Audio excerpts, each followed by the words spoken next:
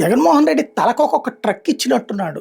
రాజకేశి రెడ్డికి ఒక ట్రక్కు, ధనుంజయ రెడ్డికి ఒక ట్రక్కు, కృష్ణమోహన్ రెడ్డికి ఒక ట్రక్కు, తర్వాత విజయసాయి రెడ్డికి ఒక ట్రక్కు, మిథున్ రెడ్డికి ఒక ట్రక్ ఇచ్చి రోజు ఆ ట్రక్కులో ఇప్పుడు మన పాలవాళ్ళు గనక ఒక్కొక్క షాప్ దగ్గర దిగేసేసి సాయంత్రం పూట్లన ఆ ఖాళీ ట్రేలన్నీ వేసుకుంటా ఉంటుంటారు అందులో.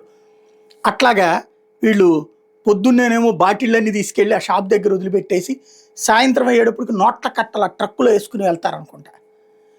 మొన్నేమో రాజకేశి రెడ్డి ఓ పెద్ద గ్యాంగ్ను మెయింటైన్ చేశాడు, వాళ్ళ ద్వారా డబ్బులు కలెక్ట్ చేశారని చెప్పారు. ఎట్లా ధృవీకరించారు అంటే ఆయన సంస్థల్లో పెట్టుబడులు చూస్తే అర్థమవుతుందని. జగన్కి డబ్బులు కలెక్ట్ చేసి పెట్టేవాడు ఆయన సంస్థల్లో ఆయన ఎందుకు పెట్టుబడులు పెట్టుకుంటాడు? అక్కడ ఒక అయోమయం. ఆ తర్వాత వచ్చాడు సజ్జల శ్రీధర్ రెడ్డి కీలక పాత్ర పోషించాడు ఈ డబ్బులు వసూలు చేసుకురావడంలో అన్నారు.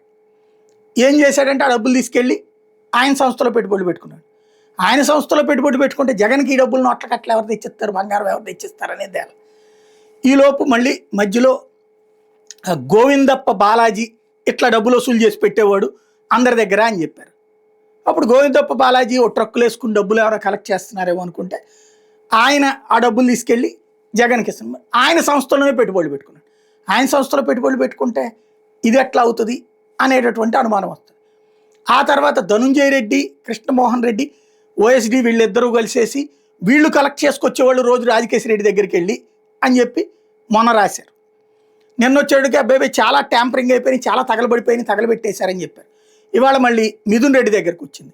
అసలు ఈ మొత్తం నెట్వర్క్ అంతా మిథున్ రెడ్డి నడుపుతున్నాడు అన్నటువంటిది ఫస్ట్లో చెప్పారు విజయసాయి రెడ్డి, మిథున్ రెడ్డి.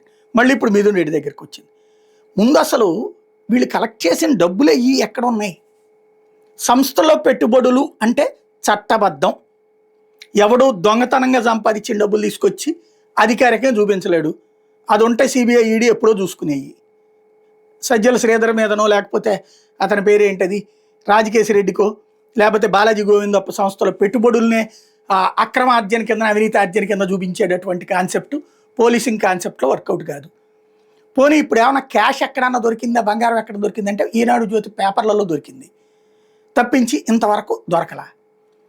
3,000 కోట్లు 4,000 కోట్లు. ఇక్కడ ఏంటంటే ఎథికల్ మధ్యలో కుంభకోణం జరగలేదు. జరిగినే ఉండొచ్చు, జరగద్దని నేను కూడా అలాగే ఇప్పుడు జరగట్లేదా? బెల్ట్ షాపుల దగ్గర ఎంత వసూలు చేస్తున్నారు, వైన్ షాపుల దగ్గర నుంచి ఎంత వసూలు చేస్తున్నారు, పర్మిట్ రూములకి ఎంత వసూలు చేస్తున్నారు. తినంది ఎక్కడ? నువ్వు అవతలోడి మీద ఏలెత్తి చూపెట్టాలంటే నైతికత ఫస్ట్ మనకు ఉండాలి కదా. మనం పైసా తినేయకుండా అవతలోడు తిన్నాడని చెప్పాలి. అవతలోడు తింటున్నాడు, తినేసాడు, కోట్లు. పైసా లేకుండా పేపర్లో మాత్రం వార్తలు నడుస్తూనే ఉన్నాయి. మళ్ళీ ఇవాళ ఇంకొకటి, ముందు జగన్ అరెస్ట్ చేయాలి ఆ ఉద్దేశంతో పెట్టారు. చేసేమని చెప్తున్నాడు కదా, చేసేసి చూపించేయండి కోర్టుకి, సరిపోతుంది కదా ఆధారాలని. ఇదిగో ఇన్ని వేల కోట్ల రూపాయలు, 3,000 కోట్లకు కానీ మేము ఒక 500 కోట్లు 1000 కోట్లు ఒక 4 ట్రక్కులు డబ్బులు పట్టుకొచ్చాం సార్, ఇగోండి అని చెప్పి కోర్టుకు చూపెడితే అయిపోతుంది కదా. అవసరమైతే మన వాళ్ళ దగ్గర ఎవరి దగ్గర డబ్బులన్నీ కలెక్ట్ చేయండి, నోట్ల కట్టలని చెప్పేసి కొన్ని ట్రక్కుల్లో పెట్టేసి జగన్ దగ్గర నుంచి ఎక్కడ సో చోట తీసుకొచ్చాం, అవన్నీ జగన్ వాళ్ళ ఫామ్ హౌసో లేకపోతే జగన్ సంబంధించిన బంధువుల ఫామ్ హౌసో ఎక్కడో ఒక చోట పెట్టేయండి డబ్బులు. 500 కోట్లు మనకి కాదనుకుంటే జగన్ని పెట్టచ్చు. అప్పుడు జీవితకాలం జగన్ గురించి చర్చ నడుస్తుంటుంది. ఇదిగో దాని పేరు ఏమంటారు, కంటైనర్లో డబ్బులు కట్టలు చూపెడదాం. ఏమన్నా ఒక కంటైనర్ డబ్బులు ప్లాన్ చేయండి సరిపోతుంది. ఒక కంటైనర్ డబ్బులు, ఒక ట్రాక్టర్ బంగారం, ఈ 2 మంది కాదనుకుంటే జగన్ని ఒక 50 ఏళ్ల పాటు చూపెట్టచ్చు.